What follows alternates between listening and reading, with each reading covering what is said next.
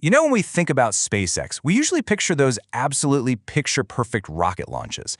But the real story, the secret to how they move so fast, is often a whole lot louder, way messier, and sometimes, it ends in a massive fireball right there on the launch pad. So today we're going to break down the radical philosophy behind all that planned chaos. Okay, so let's get right into it. The whole idea is called test like you fly. Now, this is not your grandfather's aerospace program, right? The traditional way is to be super cautious, perfect every little component for years and years. This is not that. It's about building fast, testing hard, and pushing the hardware to its absolute breaking point on the ground where the stakes are a lot lower. The goal here isn't to avoid failure, it's to find it, and find it as fast and as cheap as you can. It's a philosophy that was really born out of necessity. I mean, if you're going to build a rocket this revolutionary, you just can't use the old, slow, and incredibly expensive rulebook. Now, before we get to all the explosions and the fun stuff, we need to quickly meet the two main players in this story. Trust me, understanding their roles is going to be key to making sense of all the tests. So it's pretty simple. You've got two giant pieces of hardware to keep track of. First up is the super heavy booster. Just think of this thing as the muscle. It is a beast of a first stage, rocking 33 Raptor engines, and its whole job is to provide the raw brute force to punch through Earth's atmosphere. Then, sitting right on top, you have the Starship. And this is the cool part.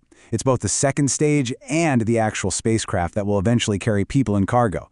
They're two totally separate vehicles, and they get tested separately and together, which is super important to remember. All right, so now that we know who's who, let's see what this test-like-you-fly philosophy actually looks like in the real world with a pretty wild sequence of recent tests. Okay, so this little sequence really tells the whole story of their relentless pace. It kicks off with Booster 10 absolutely nailing a static fire test. That's where they light up the engines while the rocket's bolted to the ground. Awesome, a great success. But like almost immediately, the next vehicle, Booster 19, is rolled out. Its big moment, a full 33-engine static fire, gets cut short and abort. And then, just a little while later, a totally different vehicle, Ship 36, has its own test, which ends, let's just say, with a significant bang. Look, when you see an abort and then a pretty big vehicle failure back-to-back like that, it's natural to ask this question. Is this a program in trouble? Is this a huge setback for them? And the answer, which might surprise you, is a pretty resounding no. And this is where it all clicks into place. Because in the test-like-you-fly playbook, these moments aren't just an expected part of the process. They are, by far, the most valuable part of the process. This is where the real learning happens at, well, ludicrous speed. This quote really says it all.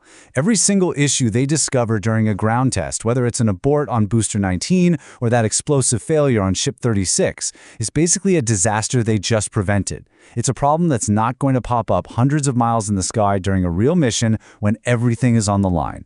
In this world, finding the flaw is the win.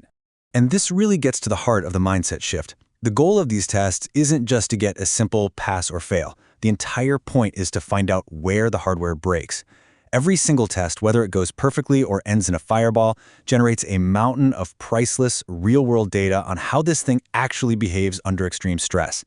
That's information that computer simulations alone could never, ever give you. And that data gets fed right back into making the next version better. So, how does this all come together? What does this all mean? Well, it creates this incredibly powerful development cycle that is basically rewriting the rulebook for how you engineer rockets. So, when you put it all together, the benefits of this whole approach are just huge. You find those critical, sneaky flaws on the safety of the ground, not when you're halfway to orbit. This constant cycle, build it, test it, break it, fix it, and repeat, is what allows them to move at this incredible speed. It's how you get that real data that makes the next rocket stronger, and the one after that even more robust. It might look messy from the outside, but this process of finding the breaking point and then making it stronger over and over again is what's ultimately going to lead to a way more reliable rocket. Which leaves us with this one kind of provocative thought to chew on. By embracing rapid, iterative, and yes, sometimes very spectacular failure, is SpaceX actually proving that the fastest and most effective way to succeed in something this complex isn't to avoid failure at all costs, but to actively seek it out and learn from it as quickly as humanly possible?